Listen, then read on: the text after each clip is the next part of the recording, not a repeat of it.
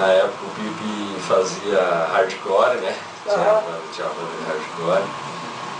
O pessoal lá do Petrópolis, o Nilson Brecha, que é até hoje por aí. E as bandas da cidade. Nós juntamos quase todas as bandas da cidade, o pessoal que fazia fanzine, e criamos o movimento underground de Foz do Iguaçu, MUV. Foi uma tentativa de organizar, de fazer alguma coisa. Deram assim frutos fantásticos no período.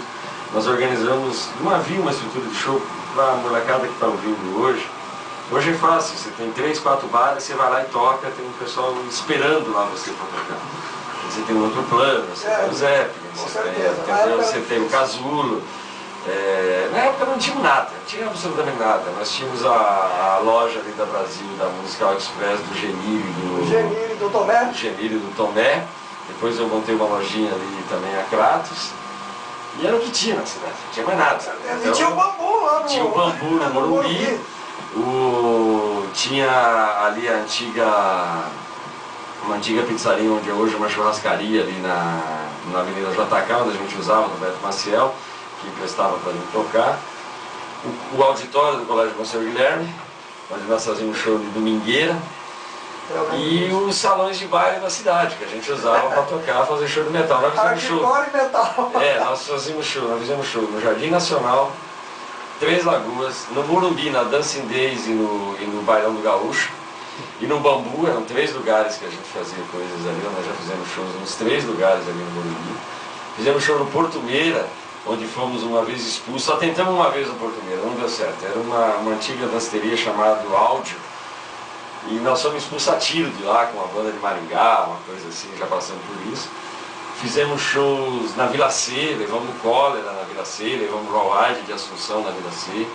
Nós trouxemos o Dorsal Atlântica, aqui você tem uma ideia na rodagem de clube, trouxemos o Ratos de Porão, nós trouxemos o Ação Direta no Morumbi, no Bambu, trouxemos o Leviatã, lá também no Morumbi, no Bambu, e várias bandas aqui da região que a gente fazia show, pelo menos 1, 2 shows por mês aqui na cidade, e era o MUV que organizava isso. Além disso, os fanzines, eu tinha um fanzine, o Maisena tinha um fanzine. Maisena, claro, o Maisena tinha um fanzine, o pessoal, os punks ali do Jardim Petrópolis, ali, o Wilson, o Marcão, o Sandro, aquela turma toda, e a gente andava junto.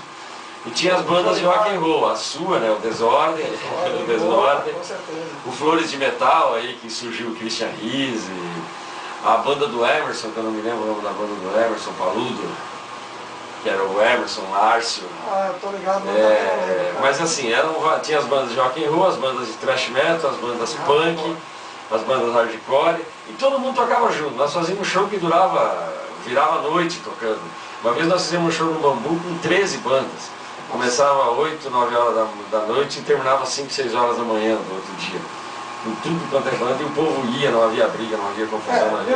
Eu até te perguntei isso, cara, porque eu vivi isso também, entendeu? Eu lembrei desses assuntos, que tanto é que quando eu tocava na banda Desordem, a gente participou de vários eventos que o Newton organizou, né, o Buff, cara, e realmente foi uma coisa assim, a moçada de hoje realmente, como você falou, não faz ideia, cara, que hoje em dia tudo tá fácil. Não faz ideia do que era arrumar um baixo para tocar que nunca tinha, uma bateria para tocar que nunca tinha, o equipamento para tocar, a gente tocava com ciclotron. Quando alguém conseguia comprar, o máximo que a gente conseguia era uma Kombi, tinha um rapaz que tinha uma Kombi que ele entregava verdura, eu não lembro o nome dele, a gente tinha esquecido, acho que era o nome dele, não me lembro, e ele era o cara que carregava os equipamentos. O único cara do underground que tinha carro naquela época era o Zangão, coitado do Zangão. O Zangão era que dava carona para todo mundo, levava todo mundo, instalava o som, colocava para tocar e a gente fazia, era assim que a gente tocava a vida. Daí quando nós trazíamos uma banda de fora, normalmente dava prejuízo. Por exemplo, eu lembro do Cólera da Vila C, deu prejuízo. Aí nós fazíamos 2, 3 shows com bandas da cidade para poder pagar a conta do prejuízo do outro show, porque não tinha público. Outra coisa que eu queria te perguntar, Newton, você deve lembrar muito bem disso, que teve o Paraná Rock lá no Pedro Basso. E era pro Dorsal Atlântico tocar, se eu não me engano, eles acabaram não tocando. Tocou só o Mortal e o Rawhide. Não deu público, mas eu me lembro que quando tive lá, tocou o Desordem, quando eu tinha saído do Desordem, entrou o Volmir Pipe, e se eu não me engano, uma banda de Curitiba que fazia covers do Tocaram Rush. 50 bandas do Paraná. Cara, quem que organizou esse evento? Um cara chamado Hector, um argentino, ele deu um golpe em mim depois, então eu conheço bem a história. Eu conheço muito bem. É mais uma história que dá um livro, né? Ele tinha uma ideia fantástica, assim, a ideia era maravilhosa. Fazer um grande festival de rock com bandas da cidade. Ele trouxe 50 bandas do Paraná, de rock and roll, com todo mundo. Ele prometeu o cachê, um hotel para ficar, e trouxe. E aí alugou o melhor equipamento que eu vi na minha vida na época para tocar. A arquibancada do estádio Pedro Basso virou um palco gigantesco. Eu subi para tocar naquele negócio que a gente tocava em... Imagina, você tocava no Bailão do Gaúcho, aí você vai tocar num palco daquele tamanho. Eu olhava para aquele palco e falei, gente, eu não acredito que eu estou aqui. Um equipamento gigantesco, só que não deu público. O dia que mais deu público foi o dia que o Mortal tocou, que tinha umas 30, 40 pessoas num estádio de futebol. Era uma coisa assim, triste de ver, ao mesmo tempo você olhava para aquele equipamento, para aquela estrutura fantástica, as barracas alugadas, uma estrutura do campo de futebol, a ideia genial. Só que o público não foi. A atração que ele trouxe era o Dorsal Atlântico de metal e o Léo Jaime e os Biquinhos Amestrados. O Léo Jaime acabou tocando no Oeste depois, e o Dorsal não se usou no palco, porque depois nós trouxemos o Dorsal num outro show, em 92 já aqui, quando nós fizemos o lançamento do disco desse vinil, entendeu? Nós fizemos na rodagem do com o Dorsal Atlântico. E naquela época o show que nós fizemos com o maior público aqui em Foz foi o Ratos Porão, que nós levamos 500 pessoas no Country Club. Também foi nesse show, tomamos conta do Country Club. Foi um dos shows mais maneiros que eu vi aqui em Foz do Iguaçu, das bandas do estilo.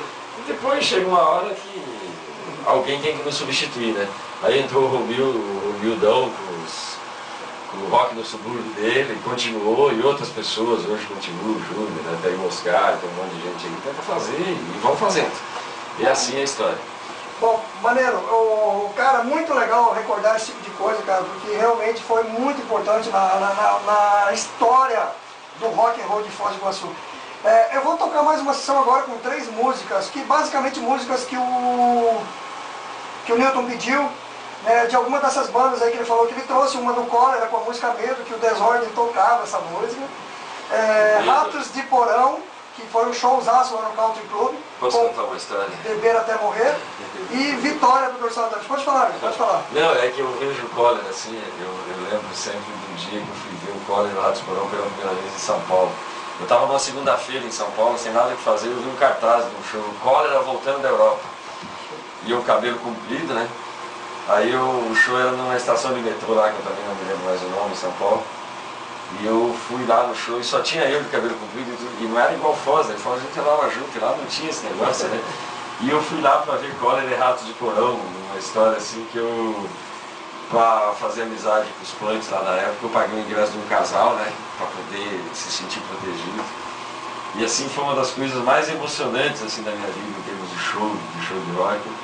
Foi aquele show e ver o Cólera tocando, abrindo com medo, sabe, assim, uma coisa assim fantástica você ver aquela situação. Eu acho assim, as pessoas às vezes valorizam pouco as bandas nacionais, sabe? Mas essas bandas aí, o Cólera, Ratos de Porão e Dorsal Atlântico, são as bandas que são responsáveis pela existência de heavy metal, de punk, de música underground nesse país. Antes dele, só o Carisma, uma banda de São Paulo que quem lembra do Sub, né, da coletânea Sub, claro, o Cólera, o Liceu, o Ratos de Porão, de 1979, de 1983, não, 1983. E o Dorsal, em 1983, também já tinha um disco. Ou seja, se nós temos hoje o que nós temos, nós devemos principalmente essas 3 bandas e mais o Vulcano, que eu já falei, mas principalmente essas 3 bandas, uma do Rio de Janeiro e 2 punks de São Paulo na época, o Cólera e o Ratos de Porão. Valeu. Eu vou falar então essas 3 canções aí pra galera, daqui a pouquinho a gente volta para falar um pouquinho mais aí com o Newton Bobato.